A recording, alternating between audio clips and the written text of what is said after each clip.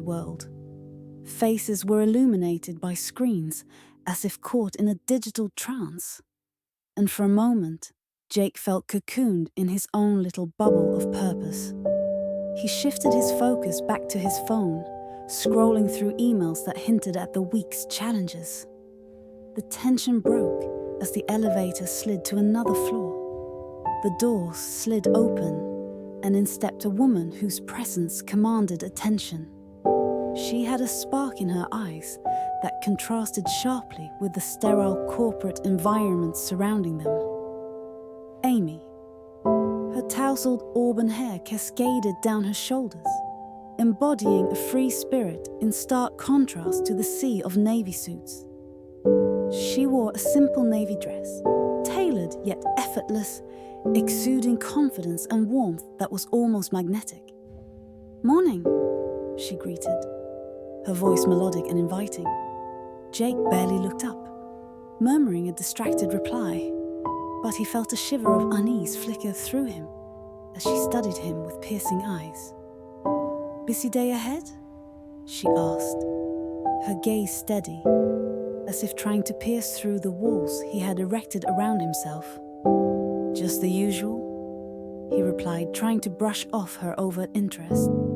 But the way she leaned a little closer, enough for the faint floral notes of her perfume to curl around him, made his pulse quicken. She smiled knowingly, the kind that hinted at deeper conversations waiting to unfold. "You know, I advocate for workers' rights. I'm actually working on a campaign against corporate practices that sometimes treat employees more as numbers than people." Jake raised an eyebrow and clutched his briefcase a little tighter.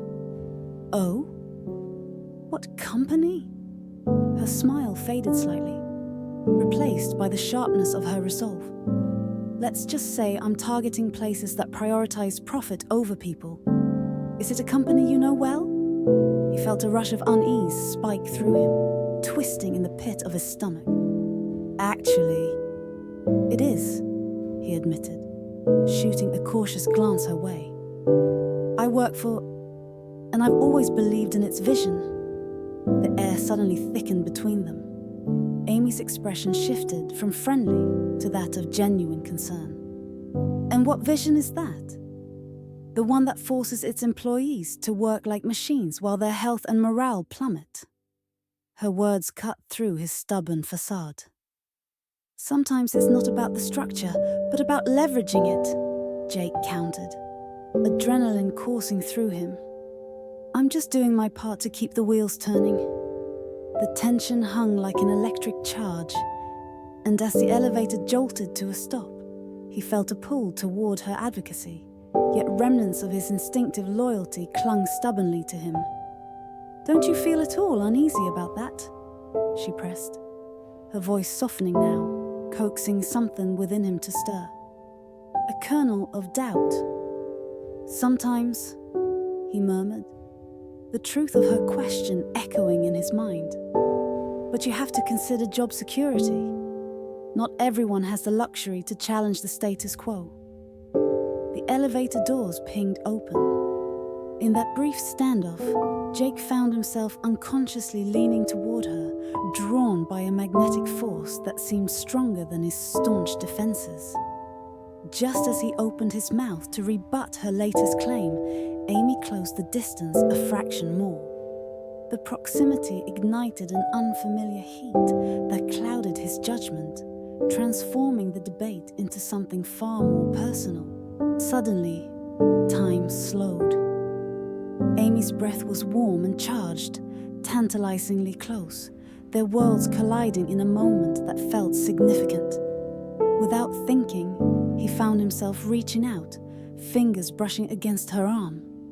A fleeting touch that ignited a spark. Their eyes locked, his breath hitching, and leaning in, he closed the distance completely. Their lips brushed, and the rush of sensation flooded him. An intoxicating mixture of desire and anxiety, mingling with the charged tension they'd created. "I don't want to lose everything, Jake," she breathed against his mouth, lingering there as her heart beat loudly. But I can't stay silent.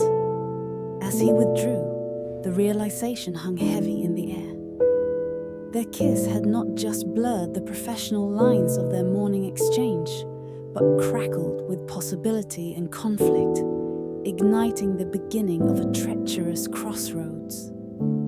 The morning bustle of the high-rise office building was palpable, the hum of ambition reverberating through the polished marble floors and glass walls. As I stepped into the elevator, my mind was still dwelling on the multitude of meetings I had to attend that day. My suit felt particularly snug around my shoulders, as if it were a tangible representation of the weight of expectation pressing down on me. Most days, this weight felt familiar, comforting even, but as I glanced around at the faces of my colleagues, it struck me again that this was more than just work. It was a carefully constructed facade, a world built on quirks of ambition and a touch of pretense.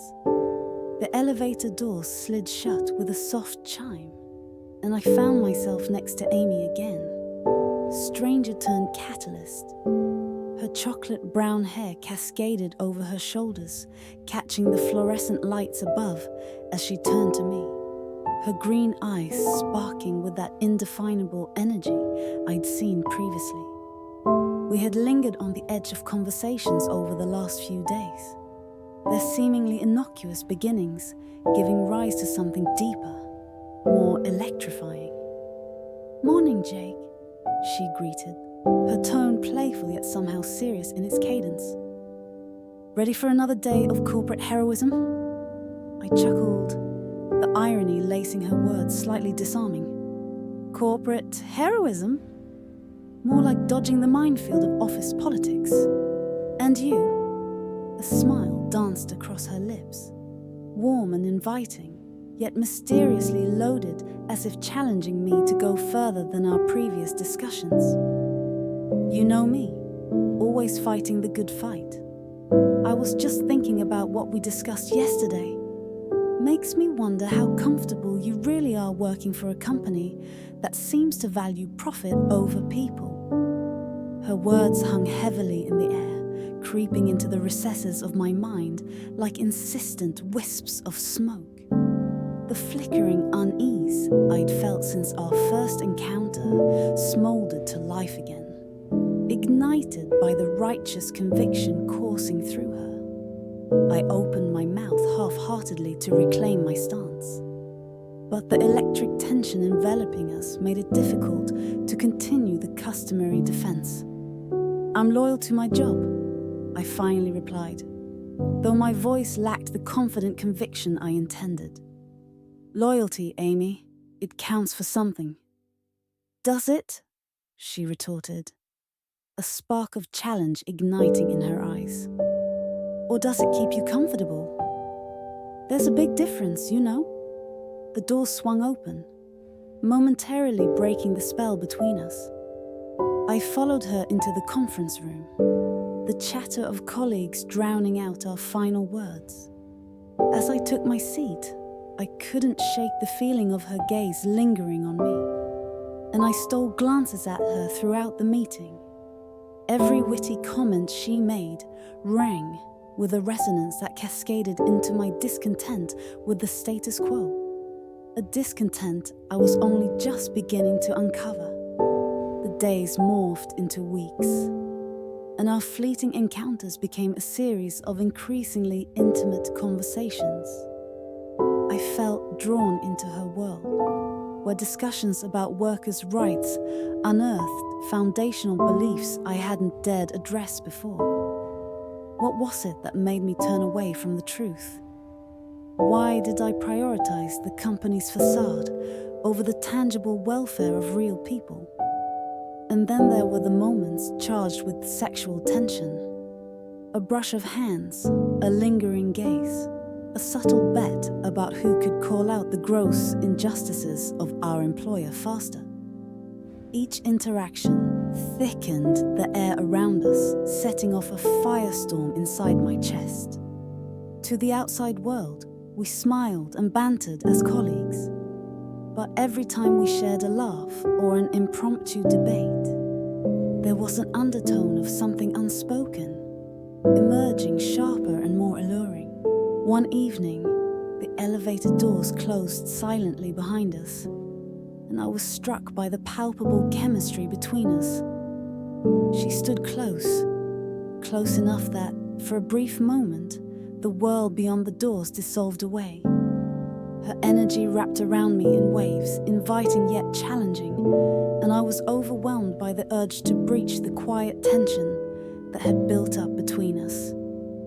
"Sometimes I wonder if you're afraid," I finally said, searching her eyes for answers. "Afraid of what?" she asked, her voice low, aimed at igniting a deeper flame.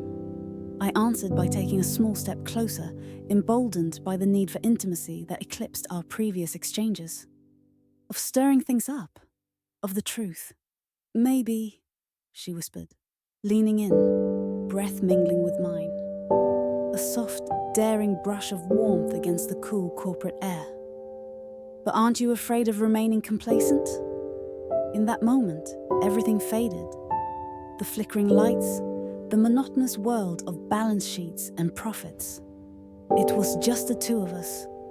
I couldn't resist the urge to close the gap, capturing her lips with mine in a fervent kiss that was laced with the weight of our conflicting desires.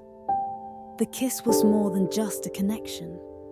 It was symbolic of everything I was feeling. My attraction to her, my grappling conscience, battling the suffocating grip of corporate loyalty.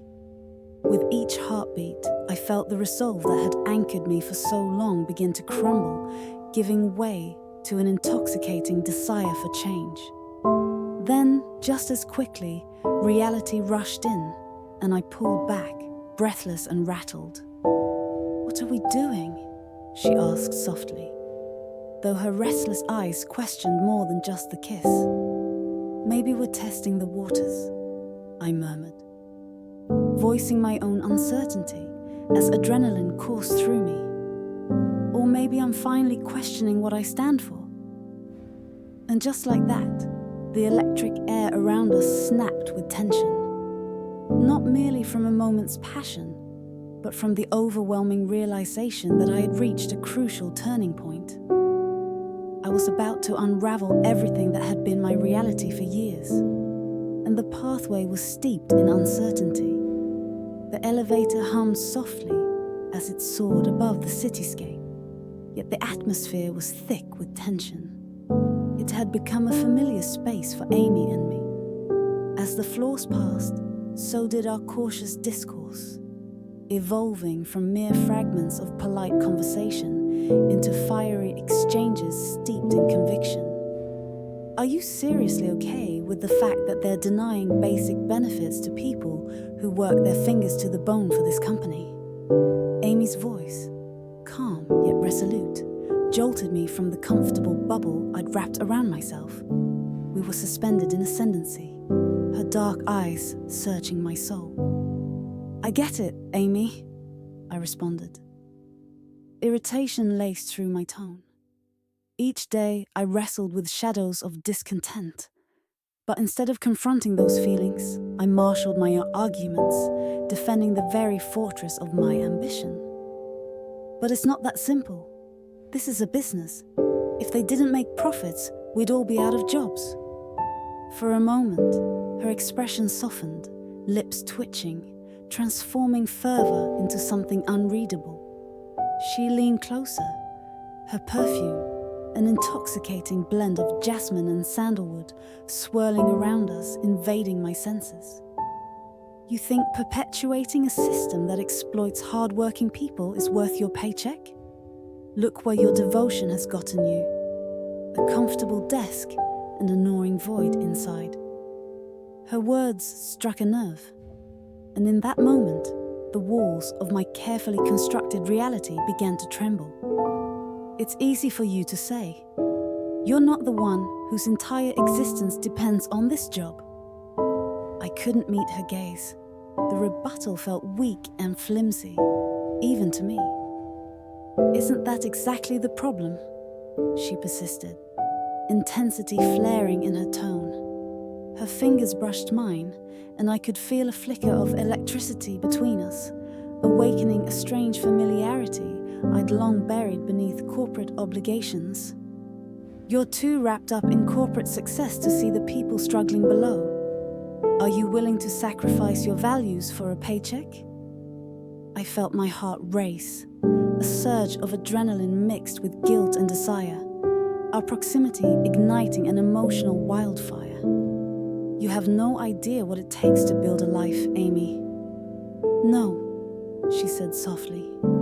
And for a heartbeat, we were suspended in a moment, her breath mingling with mine, laden with unsaid words and unseen possibilities.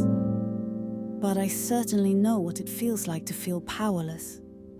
Then, unexpectedly, the elevator came to a jarring stop.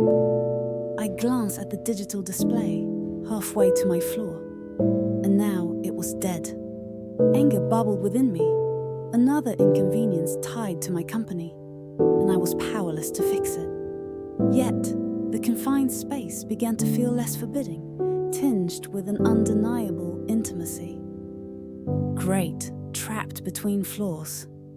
Just what I needed, I muttered. Frustration slipping from my lips, like venom. Amy turned to me, taking a step closer, her proximity igniting something I couldn't ignore.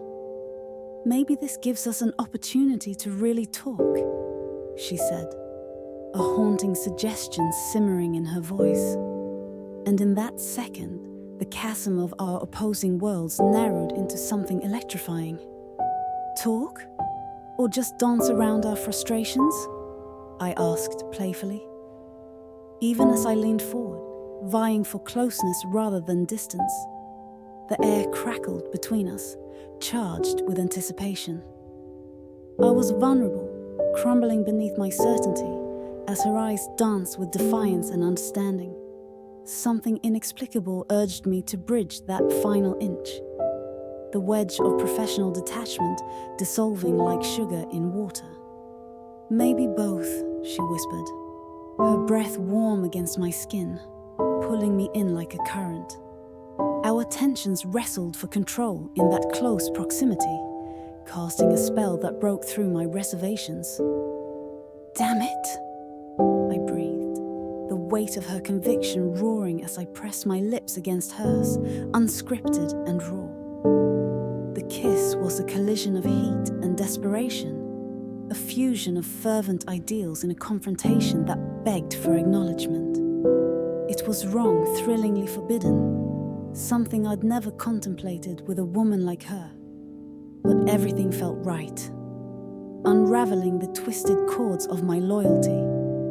I pulled away slightly, bewildered, our foreheads touching, searching for clarity. What are we doing?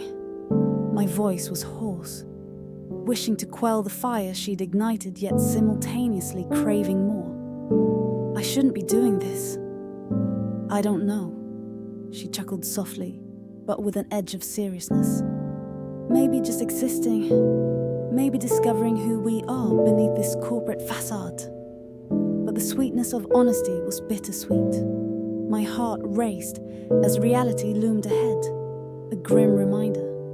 The company, my cautious life, all I had built amidst the facade, would be a part of the reckoning. Not wanting to disrupt the fragile balance we'd created, I stepped back, not entirely able to sever the bond. I found something, I blurted out, throat tight. The panic consumed me. Something that confirms everything you're saying about the firm. They're covering up the layoffs, dangerous practices. My mind spun with what I could lose. A secure future, status, respect within the endless maze of cubicles.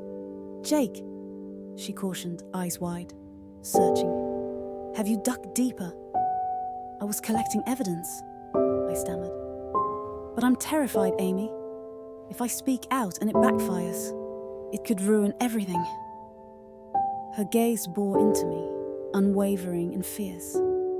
What about the people who depend on you? Are you really willing to stay complicit? There, suspended between safety and moral obligation, the gravity of choice crushed against my chest.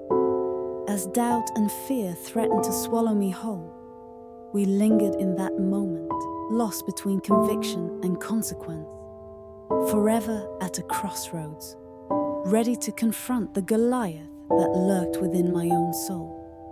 What would I choose when the elevator doors finally opened? As the elevator doors closed with a definitive clang, I felt both a spark of exhilaration and an overwhelming dread twist in my stomach.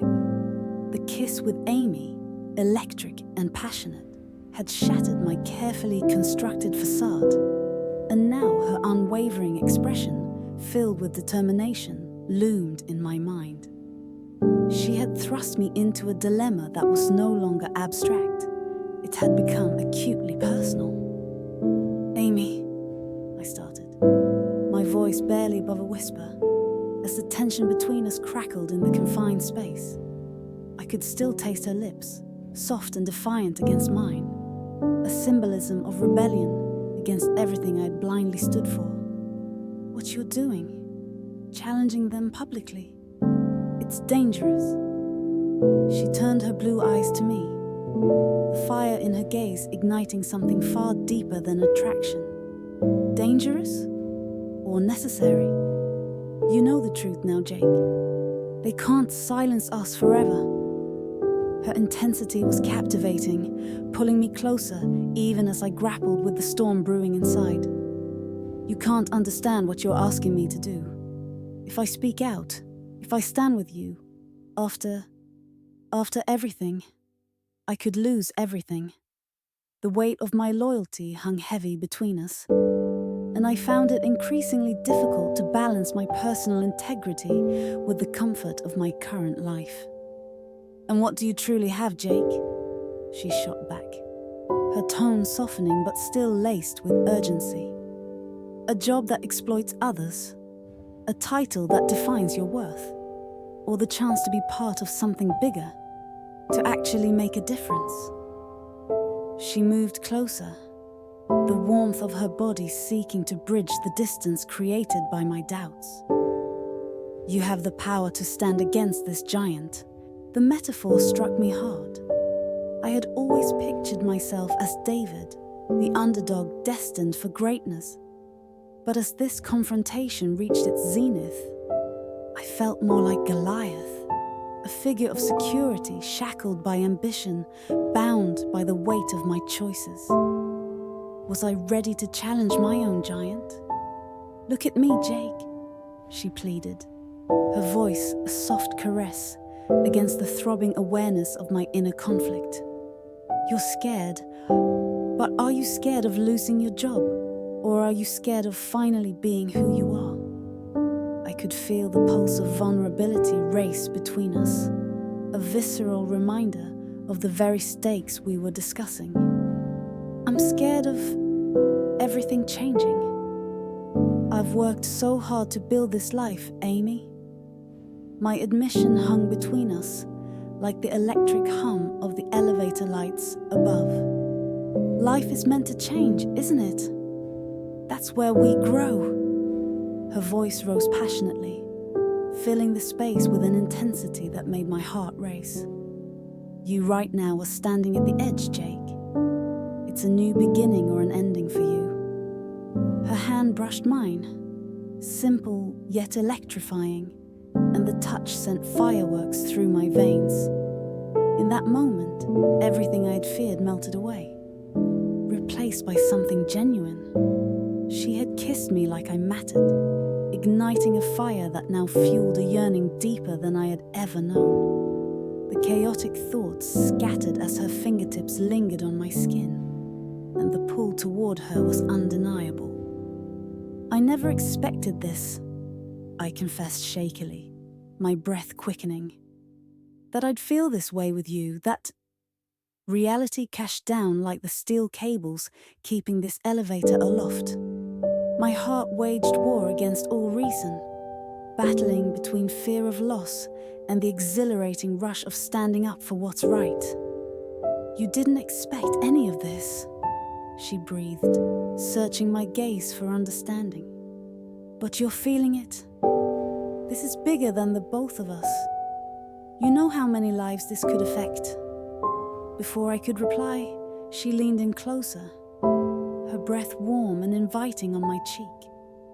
"Let me show you," she murmured before capturing my lips with hers again. This kiss was different, more profound, an unspoken pact, sealing our fates together. The passion behind it transcended lust. It was a shared commitment to face the unknown together, to confront the injustices head on. And in that moment of shared surrender, I felt clarity wash over me like a balm to my soul. It was as if the elevator itself had become a sacred space, holding the weight of our choices. I pulled back, our breathing heavy, my decision crystallizing in the heat of her gaze. "Okay," I said, my voice steadier now. "I will join you. I will stand up. I'll confront them." The words felt foreign, yet liberating, each syllable resonating with a deeper truth than I had ever acknowledged. There was no turning back, but I wouldn't let fear dictate my choices any longer. Her face lit up with a spark of triumph, mixed with warmth, and I recognized in her gaze that I had not only chosen to confront my giant, I had also chosen to forge a new path with her. "Together," she affirmed, a soft smile breaking the tension as she grasped my hand tightly. As the elevator began its ascent, I felt the heavy weight of complacency lift. I turned to face the mirror-like doors, envisioning the confrontation ahead. There, I could finally see the David I wished to become. Not just a man standing up against a corporate Goliath, but someone standing for integrity, courage, and the chance for real change alongside the woman who had ignited the spark of my transformation. With newfound resolve, I faced the doors, each ding of the elevator lights a countdown to freedom and potential, radiating a palpable promise of what was yet to come. And as they opened, we stepped out together, ready to change everything. As I stood in the crowded conference room, the weight of the moment bore down upon me like a heavy shroud. The murmurs of disbelief transformed into a crescendo of support as my revelations resonated with the audience. Faces once masked in anxiety now shone with newfound determination. In that moment, I understood the gravity of what I had set in motion. My confrontation with the company, born out of courage and bolstered by Amy's steadfast conviction, had ignited a spark of hope among my colleagues. The aftermath of that day unfolded gradually. There were ripple effects, a torrent of backlash from higher-ups within the firm as they scrambled to suppress the truth. Yet, the fervor of change was undeniable. My decision reverberated around the office, culminating in a group of employees banding together to demand transparency and reform. I could feel their eyes on me, some filled with admiration, others tinged with judgment. But I had chosen my path. I had chosen integrity, and with it came an immense sense of liberation. Over the following weeks, the landscape of our firm began to shift. The culture of silence that once permeated our halls was shattered, replaced by a raw vulnerability. Ideas for improvement poured forth from every corner. Discussions transformed into meetings, and I found myself championing this new vision alongside Amy. Her presence ignited my passion, driving me deeper into advocacy for workers' rights. In turn, I shared my own insights, drawing from my experiences intertwined with the company's failures. We became a formidable team, the embodiment of a David fighting against the Goliath of corporate corruption. Amy and I grew closer, not just as collaborators, but as something more profound. Our shared passion continually drew us together, and I loved her fearless spirit and unwavering resolve. One evening, as we sat in her apartment filled with vibrant ideas scrawled across whiteboards, the air thick with unspoken emotions, I leaned in closer. You know, I never thought I'd find myself doing this, fighting for something bigger than myself. You've changed everything for me. Her eyes sparkled as she replied, "You had it within you all along, Jake. You just needed a catalyst." And there it was, the gentle spark of connection reshaped. We shared a soft kiss, a reassurance of our journey together, which only solidified my newfound commitment, not just to our course, but to her. As the months passed, we watched our efforts lead to policy changes and visible improvements in employee welfare. Beneath corporate banners and acronyms, a community emerged where people felt valued, a rarity in our world. I found my role shifting from the confines of corporate loyalty to an authentic engagement with real issues facing our workforce. In the end, I realized the greatest lesson emerged from vulnerability. The courage to voice our truths, to stand up against the institutional giants in our lives, is what brings us together as a community. It fosters understanding, cultivates empathy, and allows each of us to reclaim our power. I had chosen my path, and in doing so, I discovered not just a career born of loyalty, but a life infused with purpose and love. As Amy and I forged forward, I embraced the journey ahead, no longer bound by silence, but liberated by the echoes of our shared determination.